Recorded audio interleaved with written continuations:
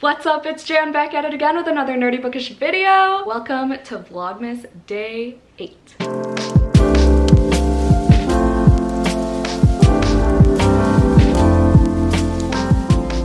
This is going to be a book recommendation video, which I don't normally do because I'm still at that phase where I feel like I haven't read enough to make adequate recommendations for certain categories especially. Like I am planning on doing like a 5-star read recommendation, but it's not like themed in any way or whatever. It's just books I've rated 5 stars, but that's later on in life. This one is specifically for those of y'all who are still trying to reach your Goodreads goal. I know, who really cares honestly at the end of the day, but we all like that sense of accomplishment, you know, when we do reach that Goodreads goal. It doesn't have to be obviously on Goodreads. It's just like your yearly reading goal of how many books you wanted to read in 2021. So I thought I would recommend a bunch of short books for y'all to not only reach that reading goal, but also enjoy the books you're reading. So short to me are just like either super quick reads, usually under 300 pages. Some of these are super tiny, like closer to 200 pages. I don't even know how many I have here, but we're just gonna start. I don't think any of us are surprised that I'm recommending this, but here she is again.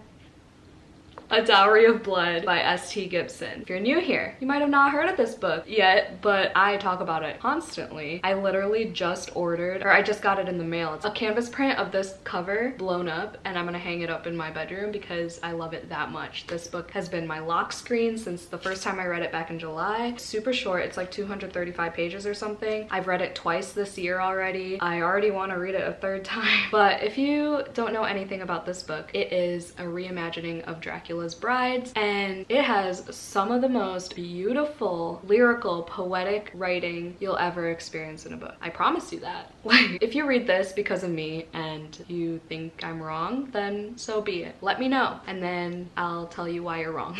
It goes super quickly because a lot of the pages are not even like full pages, especially the first few. They're just like half pages. Again, it's a reimagining of Dracula's Brides. There is a vampire threesome. It talks heavily about toxic relationships and the little aggressions. That is the word. Oh my god, I thought I was gonna lose it. The little microaggressions that happen when you're blinded by this toxic relationship, when you're like with this person for a long time and you feel stuck. The little subtleties that you might not consider toxic on their own, but as a collective definitely composes a toxic relationship. So it does get triggering at times if you've ever experienced some of these things. A lot of the signs of the toxic relationship in this book are not blatantly stated, are not very obvious forms of abuse, but if you've experienced these things, you know that S.T. Gibson nails all of it in the head. Like, the writing is perfection. It's brilliant. Everything she insinuates, everything she incorporates within this supernatural romance, unmatched. This book, favorite of all time. Like, also, if you know me, I always talk about The Invisible Life of Addie LaRue, which is not a short book by any means, but this definitely tops it, and I have 6 copies of that book. I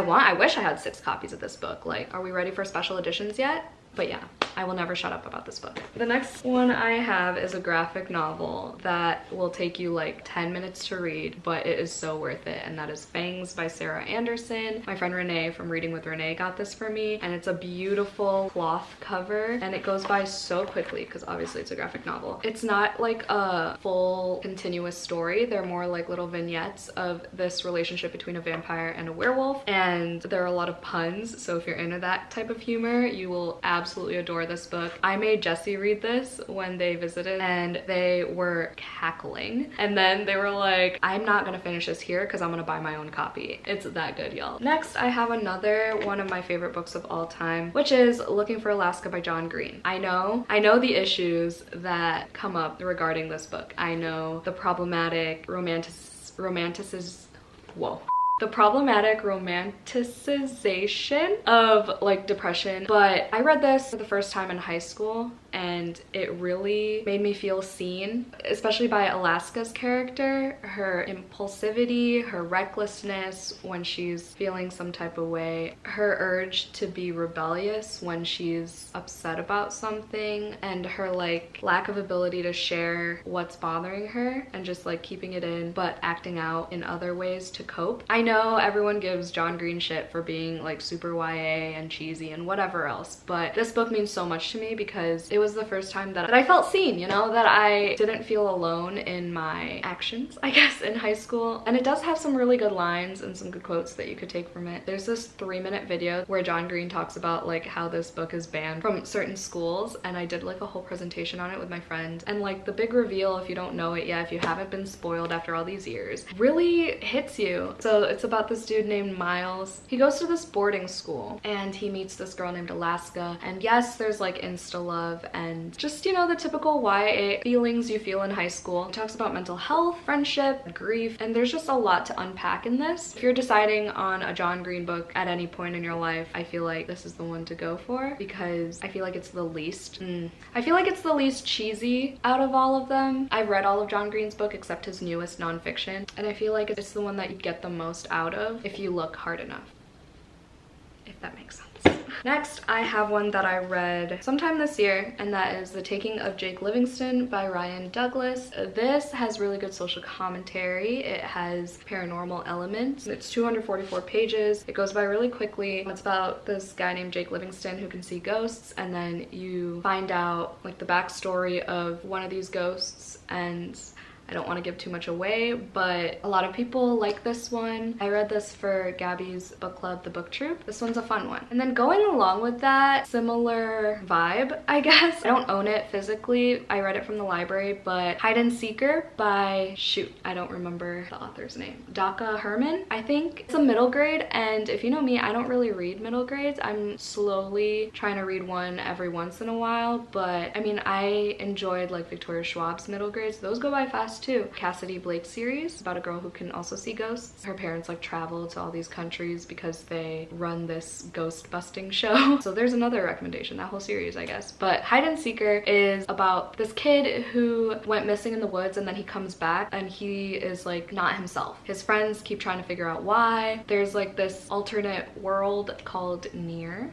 I believe, and then like all these kids have to face their biggest fears, and there's this like creature called the Seeker. It took me a little bit to get into, but around the halfway mark it went super fast for the rest of the time, and it really did creep me out because like it makes you think of your biggest fear and what these kids had to go through, and it really does like affect you. Next, I have The Perks of Being a Wallflower by Stephen Chbosky. This is another one of the very few books that I've reread in my life. I really enjoyed the movie as well, so if you're looking for like a good book to movie adaptation, here you go. This could be a little bit triggering as well because it deals with abuse and sexual assault. So tread with caution with that. I would look up trigger warnings beforehand. It goes by super fast because it is in the epistolary format where he's writing letters to a friend. It's just about a kid going through it, you know, going through high school and experiencing drugs and alcohol for the first time, figuring out his first real crush on an older girl, and hanging out with all these seniors and everything. There's a lot of depth to this one for sure. If you haven't read this already, I mean, it's a classic, you know? Like, this is a very beloved book around booktube, at least from what I've seen. So it's not less than 300 pages, but it is written in verse, and that is The Poet X by Elizabeth Acevedo. If you don't know what verse is, it's not like regular prose, it's in like poetry format, but the poems make up one big story. So it goes by super quickly, and this is about a girl who grew up in a very Christian family and a very strict family, but she just wants to, you know, wear her combat boots and write poetry and do her own thing, but she always feels like she has to hide her true self from her family. You just follow her going through, again, like the high school stuff with boys and like finding yourself, standing up for what you believe in and what your heart wants for yourself, herself. She has a twin who helps her through all her struggles, and it's just such a good story and it's very powerful. The audiobook is really good because it's narrated by the author herself,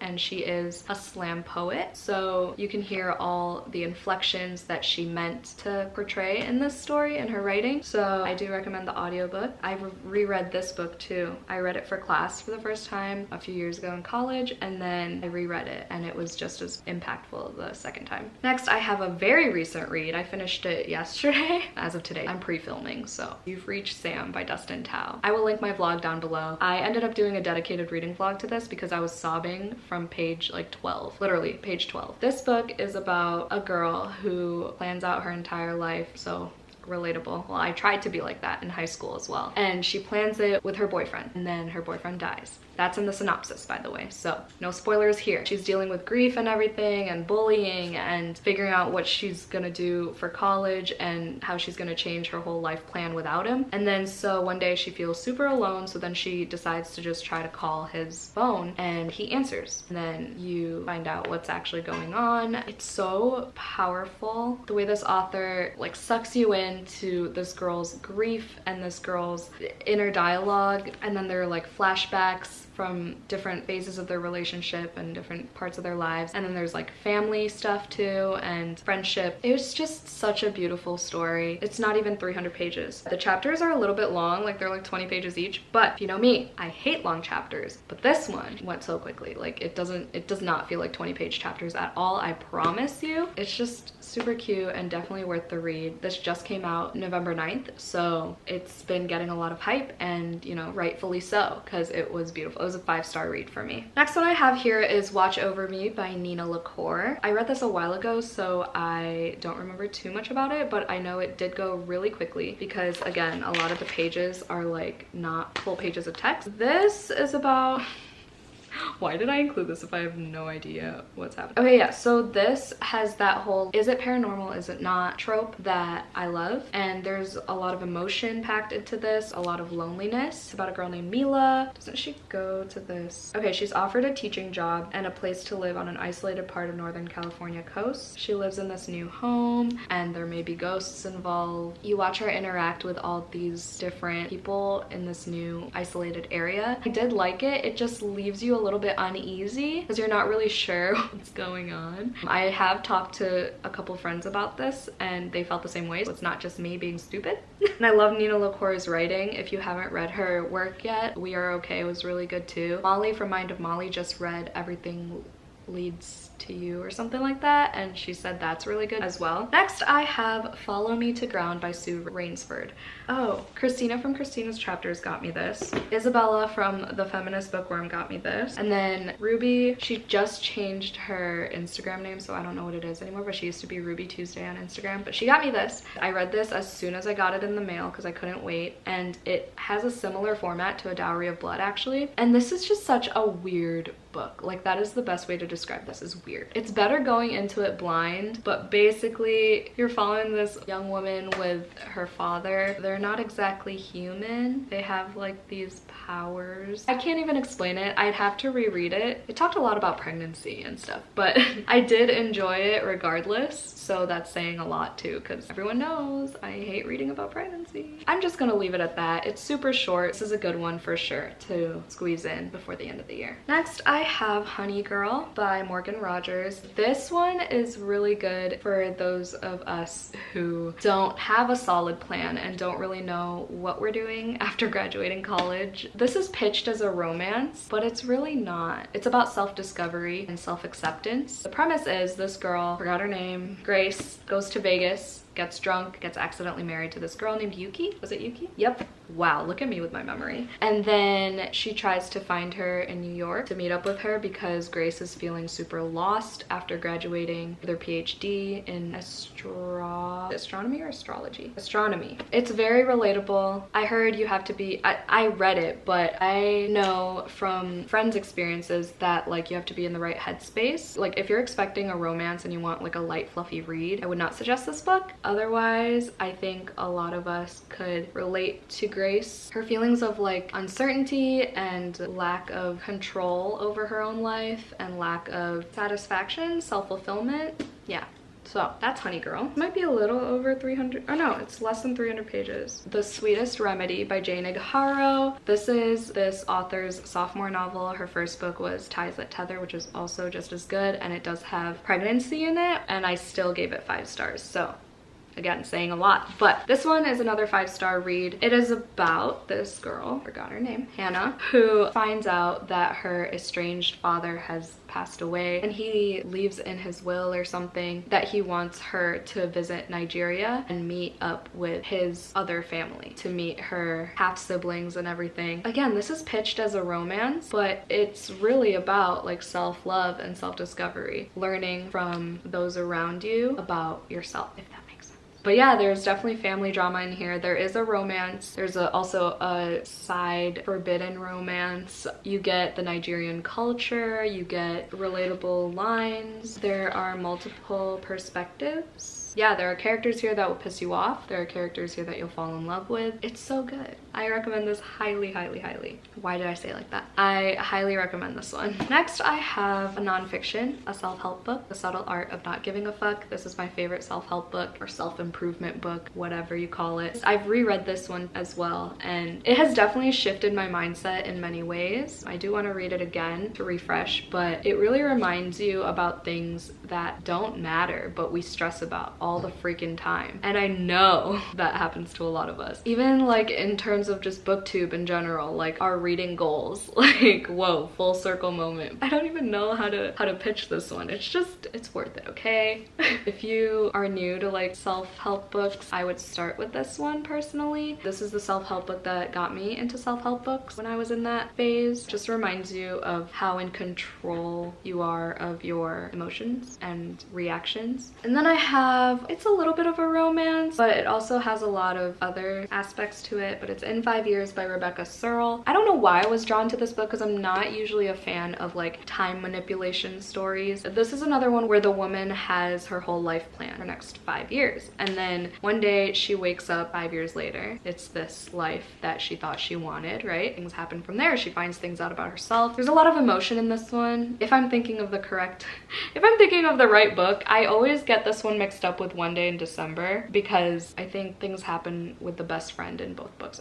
I always get them mixed up. That one's a good one too, One Day in December, which was another unexpected read because I thought it was light and fluffy, but it actually had a lot of emotional topics. Same with this one. The characters are pretty likable for the most part, if I remember. I read this like a year and a half ago, so. And then the last short book that I have to recommend is another nonfiction, and it's this cute little book called I'd Rather Be Reading, and it's by Anne Bogle. I'd Rather Be Reading: The Delights and Dilemmas of the Reading Life. So as readers, I feel like all of us would love this. Like all the chapters are just little relatable stories or just like passages about our love for reading and how it affects your life and how other people react to readers, and it's just so fun. That was the last book of this little rec video. If you made it to the end, we'll put the fireworks emoji in honor of the new year because this is like getting ready for the new year. I overthink these emojis, we all know. But yeah, thank you so much for watching. Hope y'all had a great day. Merry everything and happy always. And I'll see y'all in my next one. Bye.